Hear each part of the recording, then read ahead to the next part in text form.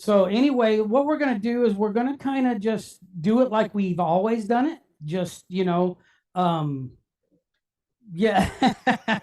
Instead of starting all over again, we're just going to kind of, we'll go through it like we always do. And that's why I wanted to make sure that our first sentence was pretty short, because then I put in an Alicia sentence on the second one. So, all right. So anyway, let's go ahead and get started. So we have our first word here. All right. Remember, Hebrew, we're working from right to left, right? So what is our first word?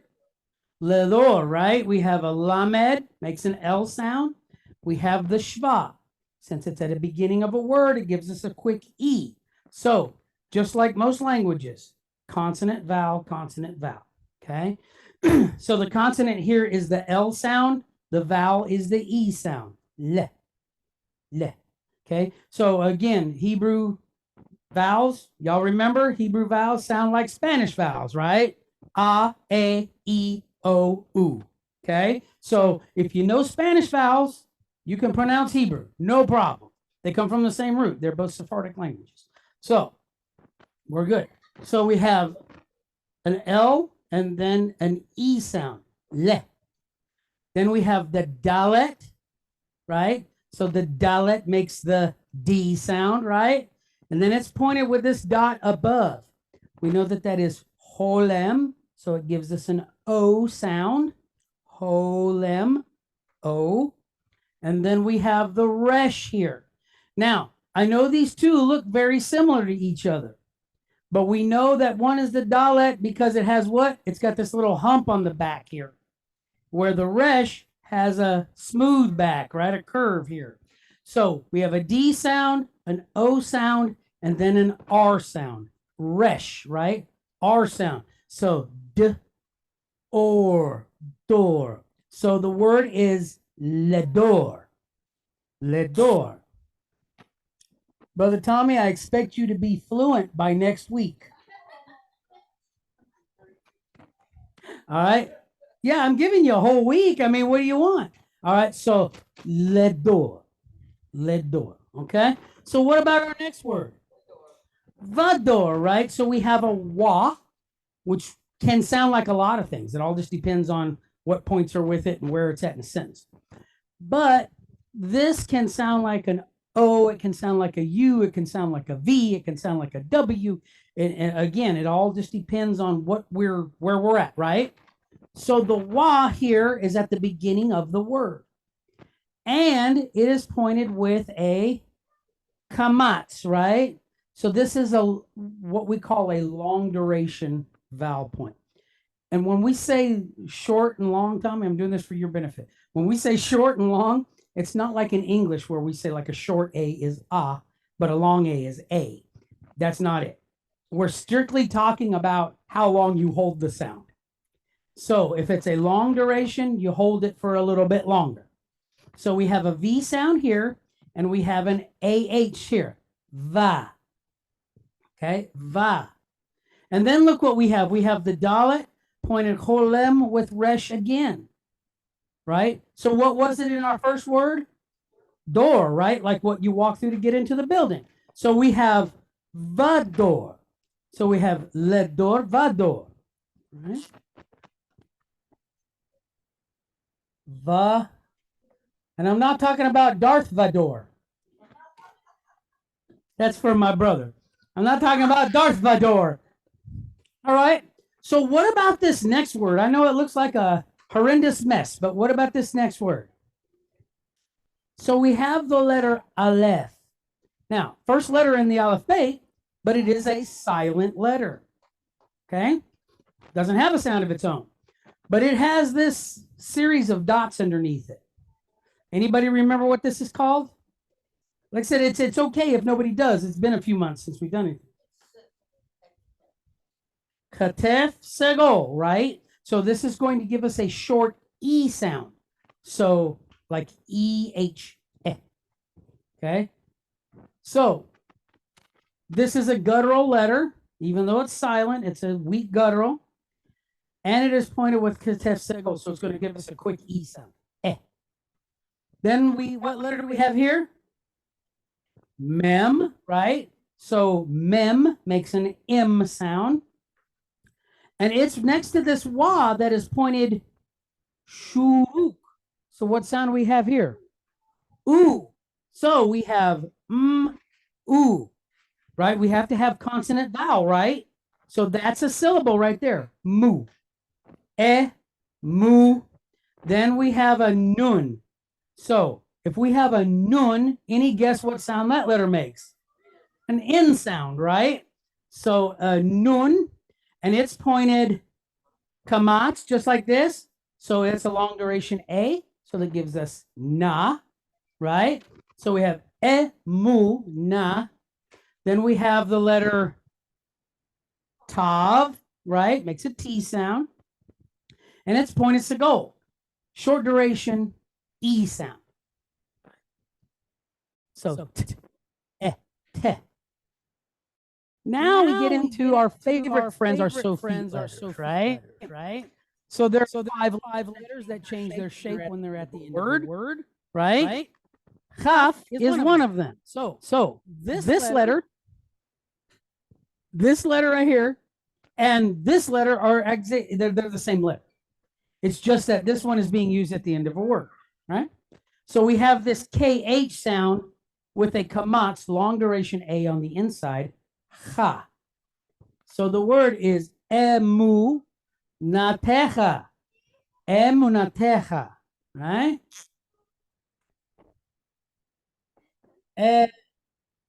Emunatecha.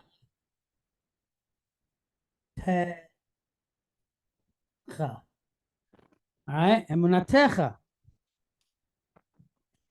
What about our next word here?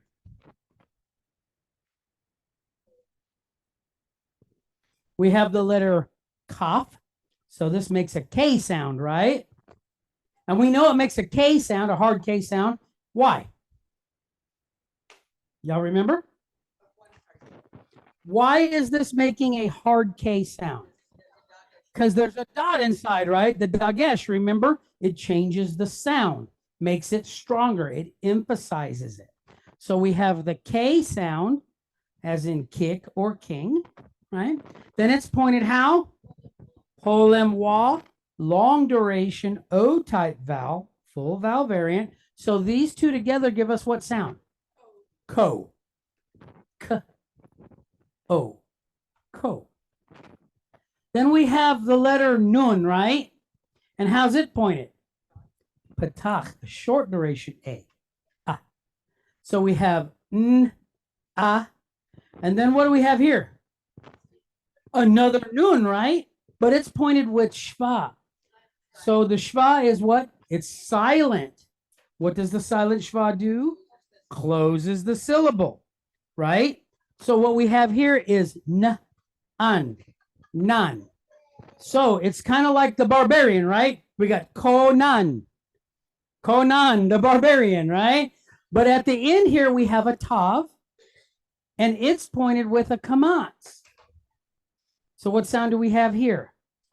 Ta, T-A-H, right? So we have konanta, konanta.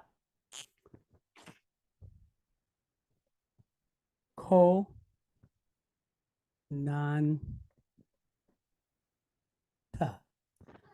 All right, so far we have ledor vador, emunatecha konanta.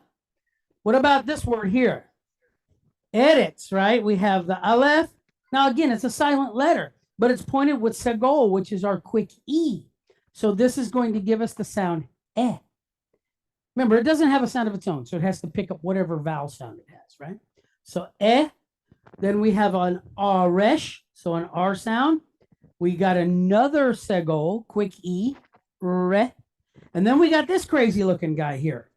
So what do we got? What is it? Sadi Sofit. This is another one of those letters that changes its shape at the end of a word. When it is not like that, when it's in the word in the middle or at the front or whatever, it's going to look like this. But when it's at the end of a word, it looks like that. Okay? The word sof means to end. So it's at the end. It's a sofit letter. So it's at the end of the word. Okay. So we have etz, retz, eretz, eretz.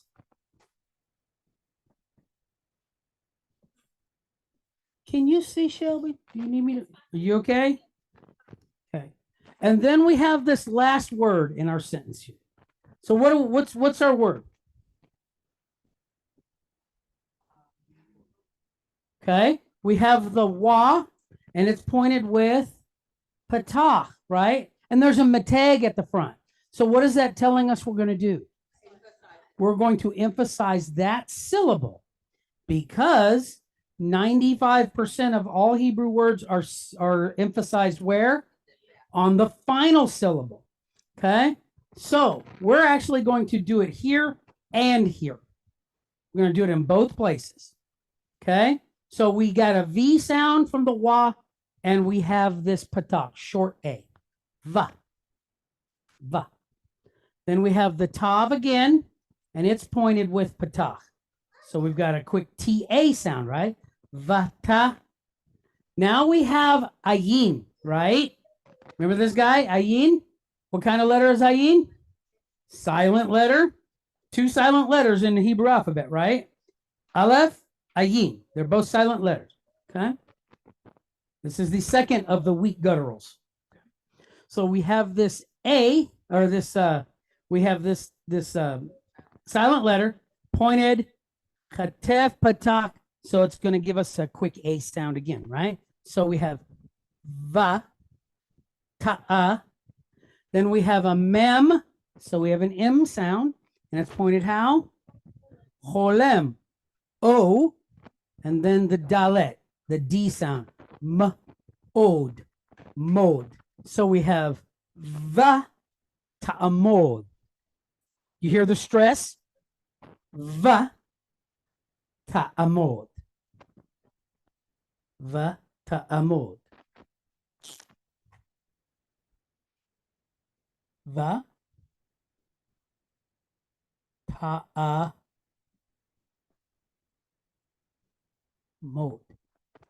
All right. So by the time you've officially transliterated your first Hebrew sentence, how's that feel? We're fixing it. I'm going to tell you in a little. So now what we're going to do, we have transliterated it, right? So let's read it together.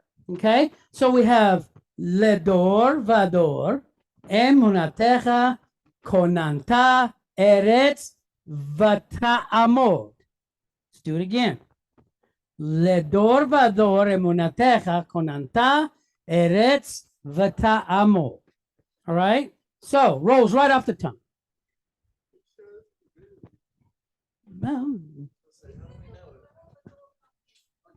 Okay. So ledor. What's the first thing we look for in our Hebrew words? We always look for prefixes and suffixes first, right?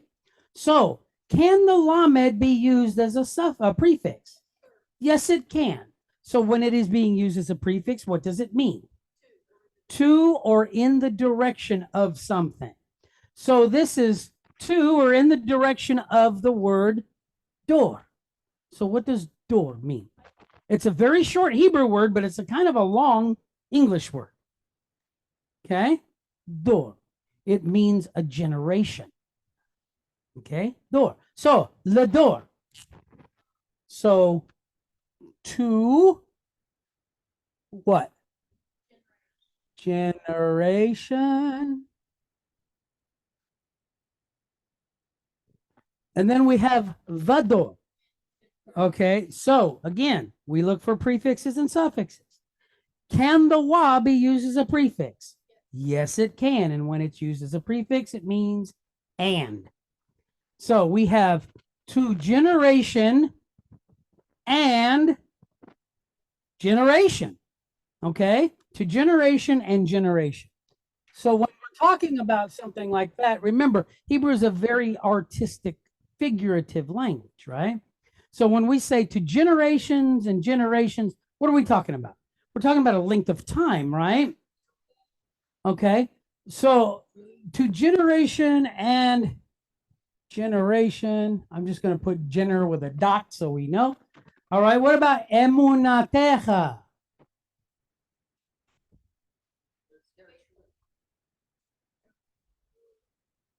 You're thinking emet. Emet is, we're not talking about emet. All right. Emunatecha. So we know what is emunah. What does that mean? To be faithful. Okay. Emunah. Right? Faith at its base, but it can also be conjugated to denote faithfulness. Okay. And then we have this cha on the end of the word. So when we have cha, that means your. So to generation and generation, your faithfulness, right? So what do we need to do here to make it make sense in English? We have to add a linking verb, right? We have to add, which in this case, Elisheva, you're correct. Okay. We're going to say is, we're going to put parentheses, put is. All right. So to generation and generation is your faithfulness. Okay. Sounds pretty good so far, doesn't it? And grammatically, it makes sense. Okay. So what about our next word? Konanta.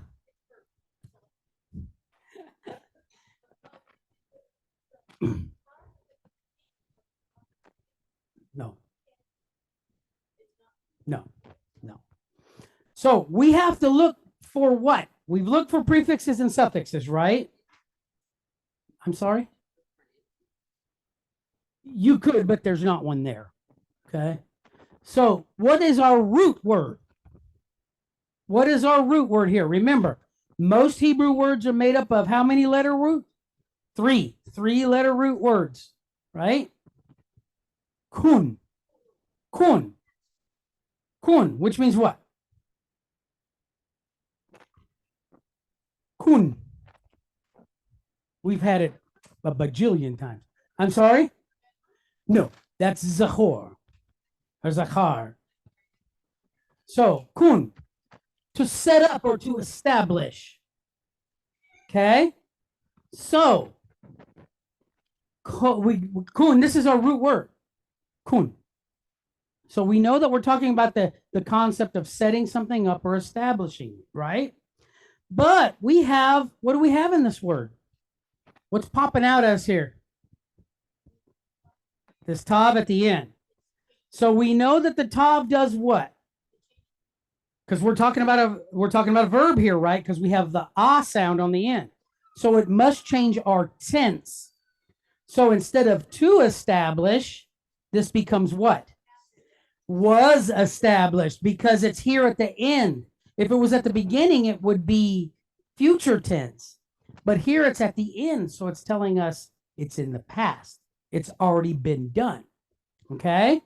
So, how could we translate this? We could say established was, because we've got more noun, we've got a noun here.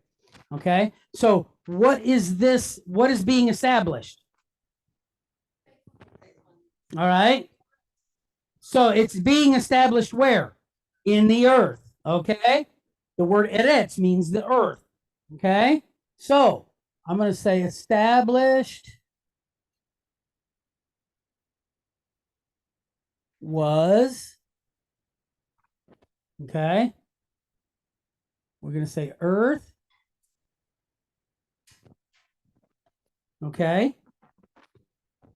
So we could say established was, even though it doesn't say haaretz, right?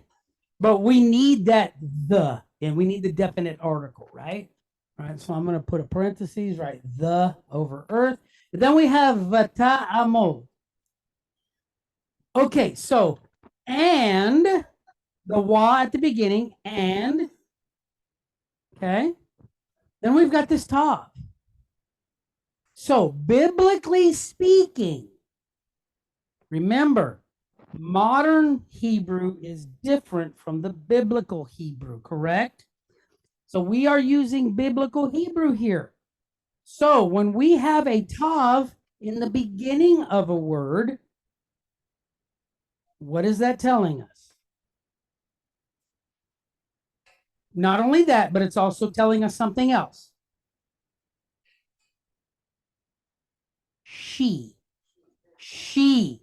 Because who is the she we're talking about? The earth, because she is the mother that brings forth life in the crops and water. And okay. So established was the earth and she. So what is our root word here? In this case, it's amod, but the root word is amad. Amad means to dwell. Okay. So when we say to dwell, what are we talking about? To live somewhere, to abide, right? Dude abides. All right. So, and she does what? Abides. Let's do it that way. Abides makes more sense. To dwell. Okay. So technically, to dwell means to be there for a short amount of time. To abide means to remain. So, I mean, if we really need to get down and split hairs, that's why I would prefer to use abide here. Okay. So we have to generation and generation is your faithfulness. Established was the earth and she abides. So what we have here is Psalm 119 and 90. And the King James translates it as your faithfulness is to all generations. So that makes sense here, to generation and generation. So for generations to come, okay, is your faithfulness. So it's telling us that his faithfulness, right? Because what did the psalmist say? And your mercy endures forever, right? Great is your faithfulness, the scriptures tell us. So again, his faithfulness is to all generations. Now, there's something very important here that I want to make sure everybody understands. This is why we do this, okay? This does not say to the generations that have less melanin in their skin, and it doesn't say to the generations that have more melanin in their skin. It doesn't say anything about that, right? Because when you would go to the brazen altar, everybody was the same, right? Didn't matter what tribe you came from. You had a problem that needed to be fixed. And the Father don't see it that way, right? What's it say in Acts 17? He made of one blood all men to dwell upon the face of the earth, okay?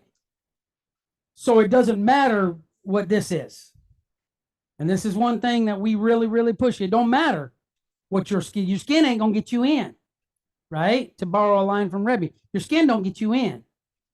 It's what's in his heart and what you've done with his word. What did you do with his son? That's what's going to get you in. And it's also what's going to keep you out. Okay? So we have to, what it says here is that his faithfulness is to all generations, regardless of where you're at or where you're from. You know what I mean? His faithfulness is to all generations. And it's saying here, this is one thing that's so established or set up was the earth. So he set up the earth for us, right?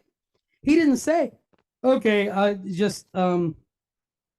this group is just going to be on this island right here, and this is all they can have, and this group, I'm going to set them in. He didn't do that, okay? But the earth was established, why? To give us somewhere to live so that we could do our job, which is to do what? To serve him, right? So he provides for us, giving us a place to live, a place to grow, a place to raise our families, so that we in turn can do our job, which is to minister to him. Does this make sense? Okay. So here's how his faithfulness is so great. Well, just one way, at least he established the earth for us. And guess what? It's still here. Right? So that's the thing. His faithfulness. If we couldn't rely on his faithfulness, this whole thing could fall apart tomorrow. What if he removed the oxygen that we're breathing?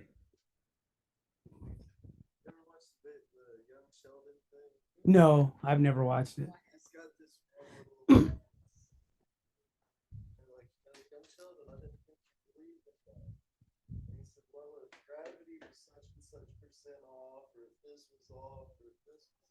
Mm-hmm. Yeah, there is an intelligent design. It's all good, man. Mm-hmm.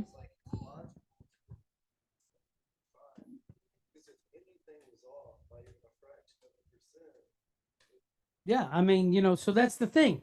Because he's saying, we know he's faithful. And how do we know that? Because the earth is still here. We can still grow. It ain't the same as it used to be, but we can still grow food out of the ground, right? And he's still sustaining the human race, right? So his faithfulness, scripture say that it's forever. But like I said, this is Psalm 119 and 90. and this is what like I said, I wanted to do this because it's really a great thought. What did Peter say in Acts chapter 10? He said, now I perceive of a truth that Yahweh is no respecter of persons, right? So it doesn't matter. It doesn't matter. This whole skin thing, it's ridiculous. It's foolish. Okay. And I'll be the first one to tell you it's ridiculous. I get so sick of hearing it. Because your skin ain't going to do nothing to get you in. It don't do nothing. Okay. Like I said, it's what'd you do with his son? You know what I'm saying? Did you trample the blood underfoot? Right? What'd you do with it? That's what he's concerned about. So anyway, like I said, Psalm 119 and 90. Do we have any questions on this sentence? Any observations? Any grand revelations? Any? All right. All right, let's roll it on up. It's so good. I got my remote control with me today. I told her, I said, I'm so happy. No. Yeah. Because like back in the day, we were the remote control for the television, right? Granddad be like, put it on channel 2. Yes, sir. Turn it up, I can't hear it. Yes, sir. I was the remote, They didn't have them in that. We didn't have them in those days. No. It was funny. As an aside, back in the day, I had a friend named Warren Kelly, and he had a big old console TV, one of those ones with big wooden cabinet stuff on it, and it was from Sears. I'll never forget. But it had one of those. Remember remote controls back in the day? They had this click thing in there, and when you click, it would click and it would make there was a tone that it would make, and that's how it knew to change the channel or whatever. Well, we were sitting there one time in his living room, and his mom was watching something, and he said, "Hey, check this out."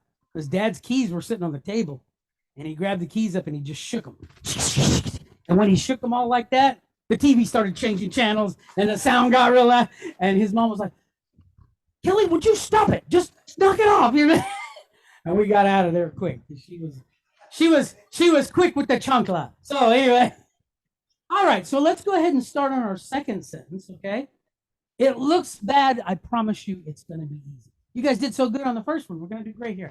All right, so what about our first word, this little short guy here? All right, this little short guy. Look at him here. I'm not talking about myself. I'm talking about the word. So we got a hyphenated word here. That's the first thing, right? So what happens with a hyphenated word? We run them together when we speak them. But we also know that the first word modifies the second word, right? So key, what does that mean? Or we'll get there. So we'll go key, right? We have a kaf and it's pointed kiri kyod. Key, right? What about the next word? All right, so we have an aleph, again, silent letter, but it's pointed with kamat, long duration A. So it's a, Then we have a mem pointed patah, ma, with resh pointed silent shava because we're following a short duration vowel point, right? So that gives us what sound here? Mar, mar. So we have a, mar. Then we have a tav pointed kirikyot, e, t. A, marti. A marti.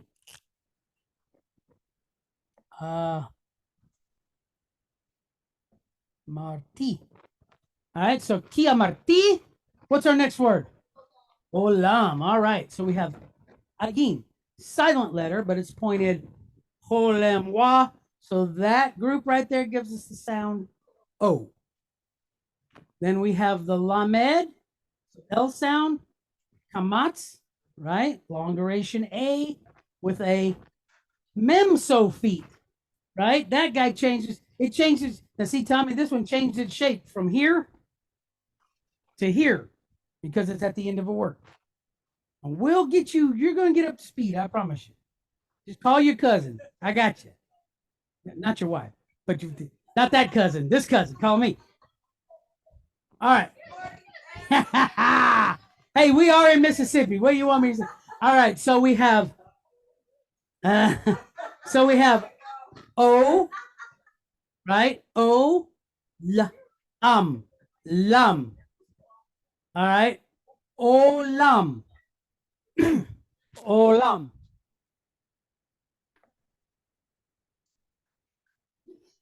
Olam. All right. What about our next word?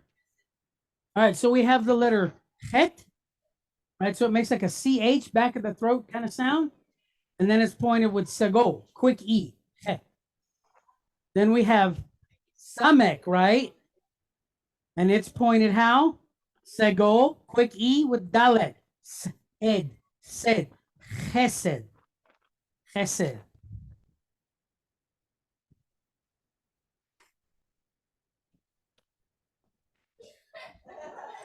All right. What's our next word here?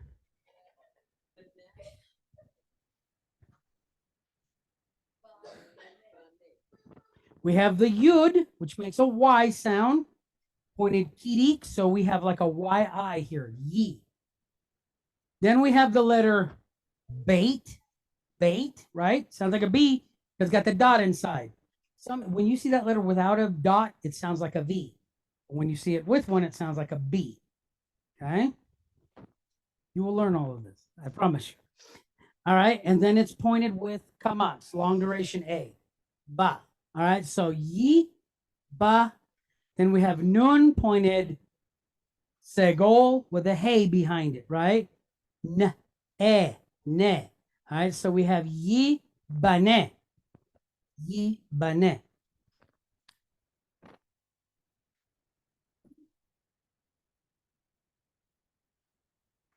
Yibane.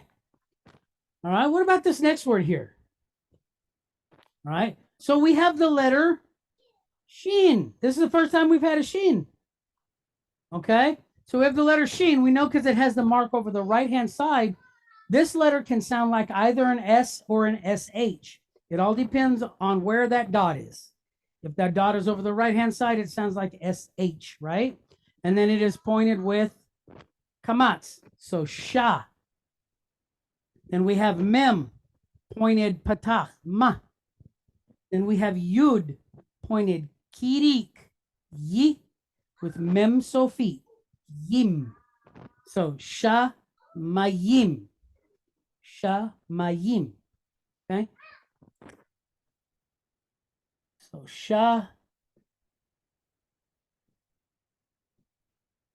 shamayim. All right, what about our next word?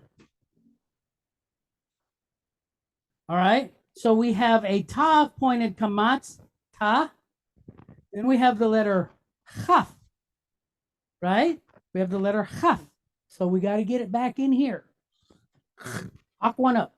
All right, we've got the cha, we got the chaf. Then it's pointed kirik with nun sofi. So that letter looks like this at the end of a word, okay? So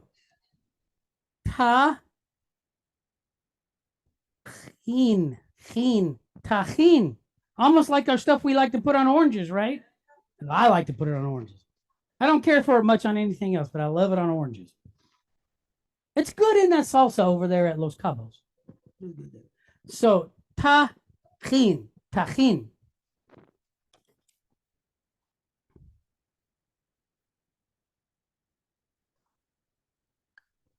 All right, tajin.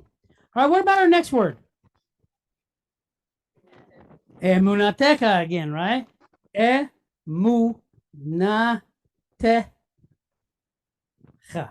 Emunateca.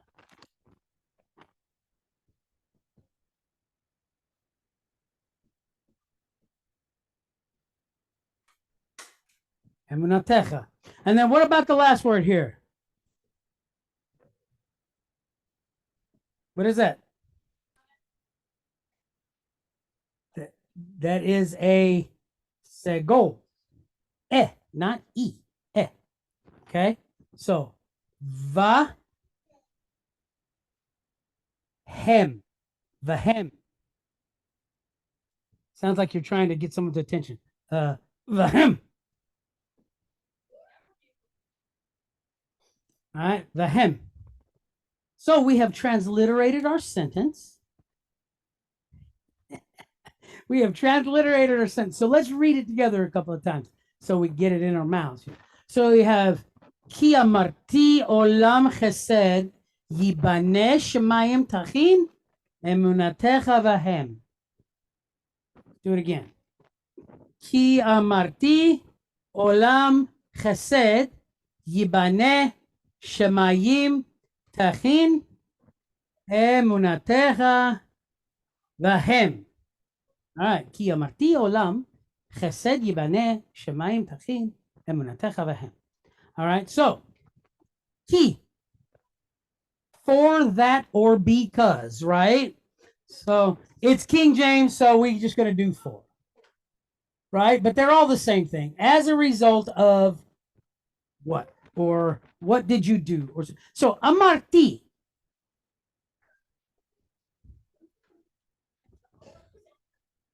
Okay, so here's my question. How do we know? Got to find the root. But if the yud is a suffix, what is it telling us? Okay, so if it's personal ownership, right? All right, so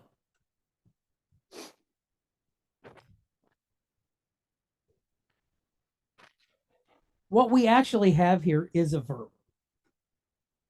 I know, but watch. So what's our root word here? What's our root word here? Amar, which means what? Amar, what's it mean? To say. Okay, amar, to say. All right, so what is this tab telling us? Past tense. So what is the past tense of say? Said. So who said it? I did. Or I said. Do you see how this works? Okay. This is still functioning as a ownership. Because what did I say? I said some words. Those words are nouns. They belong to me. That's how that works. Okay. For I said, what did I say? I said something. Olam. What does olam mean? Forever. Right? Olam. All right. For I said forever. What about chesed? Okay, so the King James translates chesed as mercy, but it's not, right? Mercy is actually racham, right? So chesed actually means kindness or compassion. Okay, so we're going to say kindness. But again, we could say what? Compassion, right? The scriptures talk about him being compassionate. All right. So, for I said forever compassion. That does not make any sense at all. So what do we have to do? Let's put some Lincoln words in here, right? For I said forever is, right? Forever is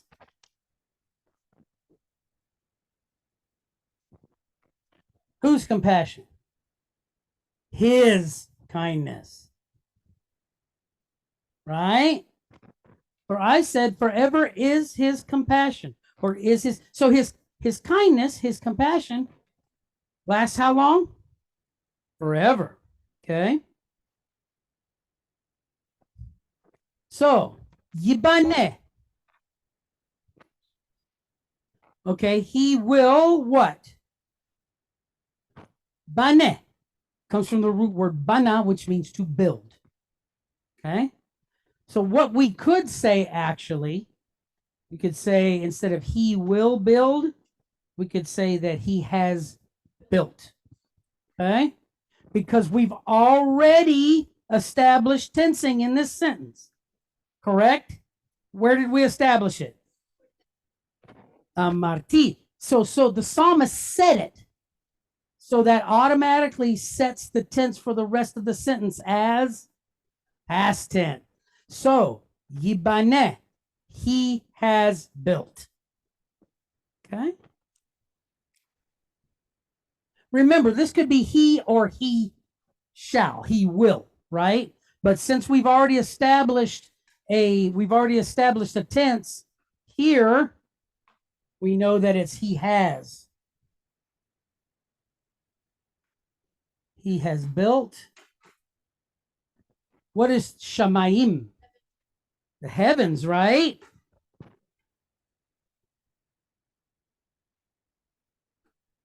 That's why it talks about that's why it talks about the waters above the heavens and the waters below the heavens. We got this root of what? Mayim here. Okay? So, he has built heavens. What about tachin? What's our root word here?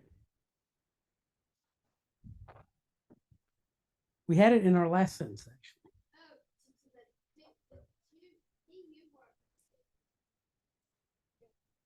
Kun.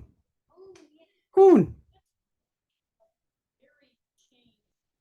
It's because of it's again, it's the conjugation. It's the conjugation. All right. So kun is what? All right. So he has built. So we're going to say what? You have set up. You have established. Right? You have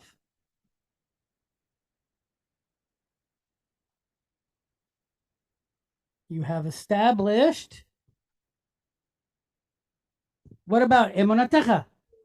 Your faithfulness. We knew that from our lessons, right? Your faithfulness. What about the him?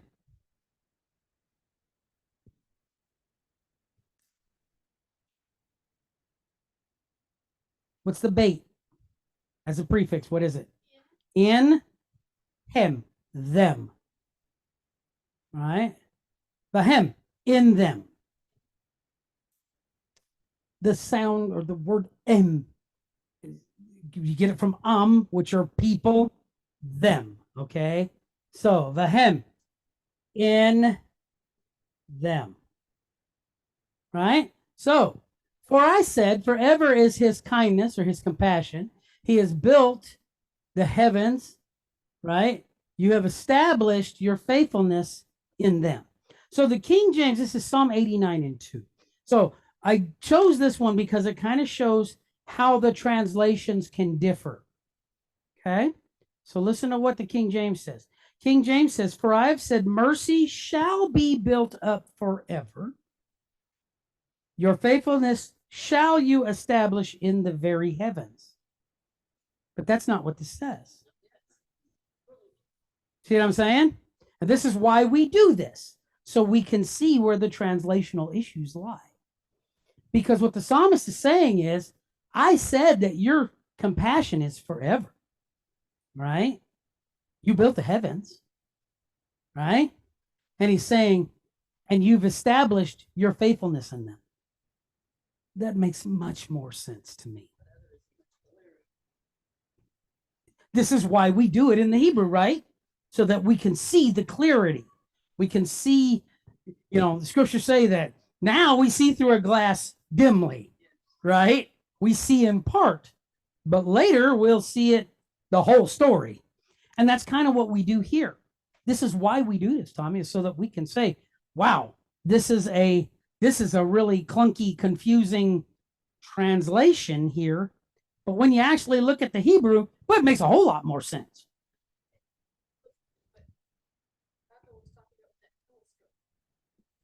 Yeah, I mean, we can see. Well, the heavens, it says, the heavens show forth his handiwork. Okay, so it says here, I said, I told people, I've told them, hey, your kindness, your compassion is forever. Okay, and how does he show that? How does he show that? Because he built the heavens, right? And the expanse we know no end of with our peanut brain, right? You built the heavens and you've established your faithfulness in them. So what is the psalmist saying here? Y'all are going to love this. What he's saying is that the heavens are not big enough to contain your kindness and your compassion. That's what he's saying. Not some weird esoteric mumbo jumbo. What he's saying is, this is how great you are. And I realize that as large as the heavens are and as expansive as they are, that they can't contain your mercies. Right? Do you see how beautiful it is? And I mean, that's just but what we get from the translation, this is why I tell people, man, if you really want to understand the word, you got to get into it on the ground level in the original document. You know what I'm saying? But isn't that beautiful?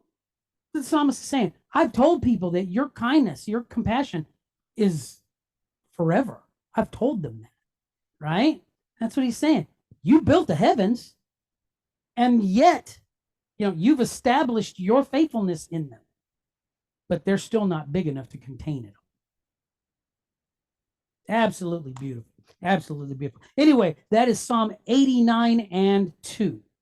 All right. Let's roll up to the paleo word and get to moving. Chris. All right. So when we talk about the paleo word, remember, we got a bunch of different alphabets here, right? They're all the same one. They're just different shapes based on when this particular one was in use anywhere between 1100 to 900 BC. Okay.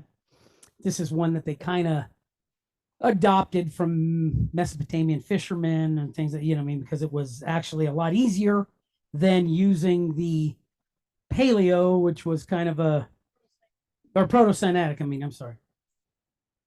But this one is a little bit easier because it's hard to scrawl on rocks and stuff and make little pictures, you know what I mean? And so the Mesopotamian fishermen came up with this, and they were like, hey, that's a lot easier. Let's just adopt it and use it for our stuff.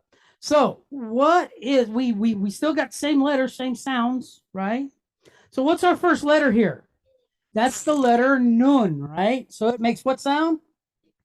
An N sound, right? What about this one in the middle, the triangle looking one? It's a dalet, okay? And then what about this one at the last? If you say spy versus spy, I'm going to throw my pen at you. What did I tell you? All right, so we have NDR. So we've got to put some vowels in here to make some sounds, right? What are we going to put? What are we going to put in here? Yes, vowels. Well, let's put some A's in here, okay? So the word is Nadar. So what does the word nadar mean? Well, you know, I always take our paleo word, I take it from the parsha, right? So what did we spend the first part of the parsha talking about? When a person makes an oath. What you got, sis? You're gonna be it's fine. It's fine. It's fine. Okay. So nadar, it means an oath or a vow, right?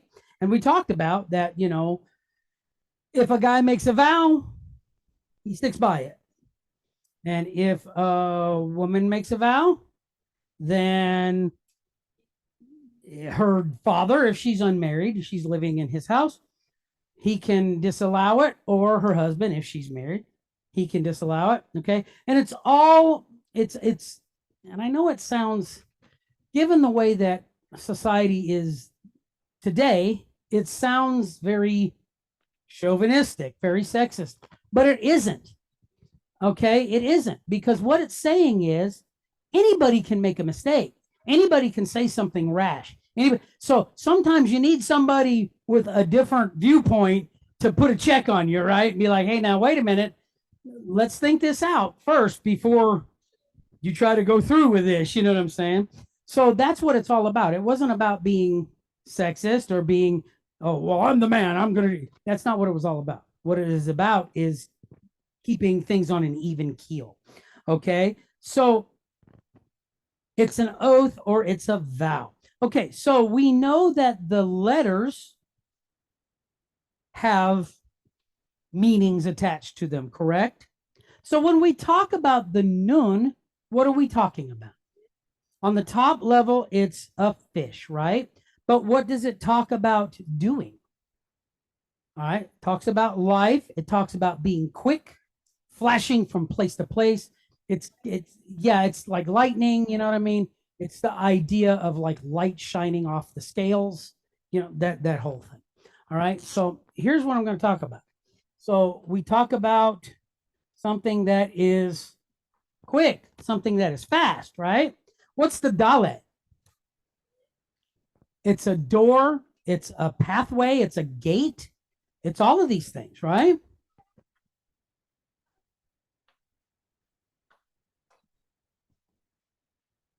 It's a way, a means, a path, you know. And then what about the resh? What is that? It's the side of a person's head. It's a guy in profile, right? All right, you're going to get my pen, brother. What you going to get?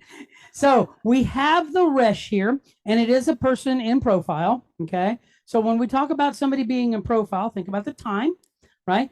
Look in your pocket. You've got coins in your pocket.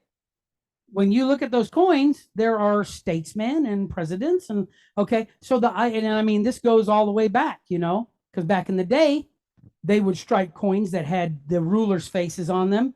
And then what would happen when a new king came in? They'd have to melt them all down and start all over again. You got your money back. You know, they would bring you, okay, let's trade it out. You know what I mean? But anyway, so you would get your money back, but it was always some sort of statesman, a king, a prince, whatever. Okay. So here we have the idea of majesty, right? And excellence. You fill in the blank. Okay, that kind of a being lifted up. Okay. So one thing that I think that we have noticed over the past however amount of time that we've been studying is that the scriptures take oaths and vows very seriously, right? So if we say that we're going to do something, then guess what? We need to make sure we do it. If we tell the Father, hey, I'm going to do this, or I'm going to do that, or I'm going to stop doing this, or I'm going to, if we tell him that, then that means we need to go through with it, right? Let me ask you this on a human level. Do you like it when somebody tells you that they'll do something and then they don't? Nobody likes that. Nobody likes that. Yeah, or yeah, exactly. Or they didn't even tell you, you know. So when somebody tells you that they're going to do something and they don't, kind of it'll get on your last nerve. It does me anyway. Okay. Because I'm a big believer in personal responsibility. Okay. Well, let me tell you what, it also gets on the father's nerves too. He don't like that either. Because he expects you to do what you say you're going to do. Right? Because he does that with us. He made us promises, and guess what? He's kept every one of them. Has he failed on any of them? No. And we're supposed to be following him.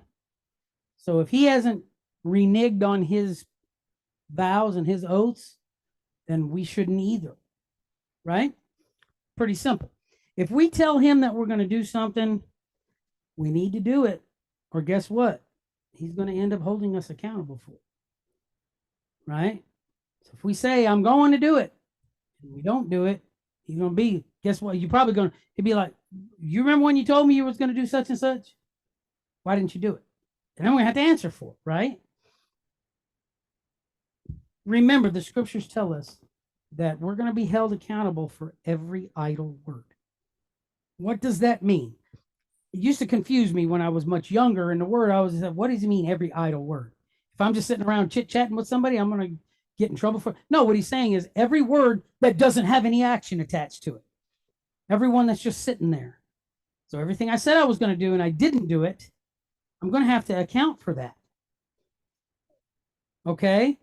So, yeah, well, that's what I'm saying. It's not just saying an idle word. Me and Brother Alex are just chit-chatting. We're not going to get in trouble for that, right? But if I tell Brother Alex, hey, look, man, I'm coming to help you, you know, and he's waiting for me. And I wake up that morning, I'm like, you know, I just don't feel like going, you know. Well, my brother is waiting on me. And it's taking his time. I've wasted his. Do you see what I'm saying? And it's the same thing with the Father. If we tell the Father we're going to do something, we got to do it. We need to do it. Is this easy to understand? It should be. But like I said, that's what the scripture's talking about. When it says every idle word, it's talking about every word that does not have any action attached to it. So everything that we said we were going to do that we didn't, that's what we're going to be held accountable for. Okay? And just like it said earlier, and I kind of laughed when Dad brought the scripture up because he kind of stole my thunder. But see, this is what we're talking about. I tell y'all all the time. Dad and I never talk before shul. And it's so funny how many things that we actually end up crossing over. I'm telling you, bruh, that's what the Ruach does, man. And that's your second witness. Okay? So here's the thing. It says in Ecclesiastes 5:4, when he did it, I just had to smile. I'm like, okay, Dad, all right, I got you. I got you. Steal my scripture today. All right? What's it say? When you vow a vow unto Elohim, defer not to pay it, because he has no pleasure in fools. All right? It says, pay that which you have vowed. Okay, so if you say you're going to do it, you need to do it. Because if you don't, Bible's telling you you're a fool. Because how are you going to get away from it? Right? So when we honor things like we said we would, and we're faithful in them, just like he's faithful to us, right? When we're faithful in those things and we pay our vows, guess where we are? And when I say pay, I'm not necessarily talking about I reach in my pocket and, you know, I'm going to give y'all, I'm going to give you $20. I'm not talking about, what I'm talking about is when I do what I say I'm going to do. And when I prove to him, Father, you can trust me. I'm going to do what I said I was going to do. Guess where we are? We are on a quick path to excellence. We're on a quick path to becoming more than what we were.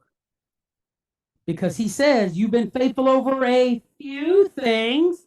Now I'll make you what? Ruler over many. You see how the scriptures interprets itself? Right? Does this make sense to everybody? When I'm faithful over a few things, he says that when I get there, he's going to make me ruler over many. That's pretty awesome. And here's the great thing. So the secondary meaning of nadar as a vow or an oath is also, even though it's not, the word is not used in the Tanakh, it's not used in the Old Testament, it is used in the New, but not in the Old. It's the word promise. So it means the same thing. A vow or an oath is a promise, right? And he said that he'll make us a ruler over many things, right? And guess what that is? That's a promise from him. So the Father makes those as well, remember? He said, I swear by heaven and earth that I will do this or I will do. Okay? So let's remember, if we're going to make a vow, if we're going to tell the Father, hey, if you do this for me, I'm going to do that. You better make sure that you do it. No, you don't have to. You don't have to. Okay? So anyway, that's the word nadar, an oath, a vow, or a promise. So anyway, that's going to do it for our class today. I want to thank everybody for being here. My family.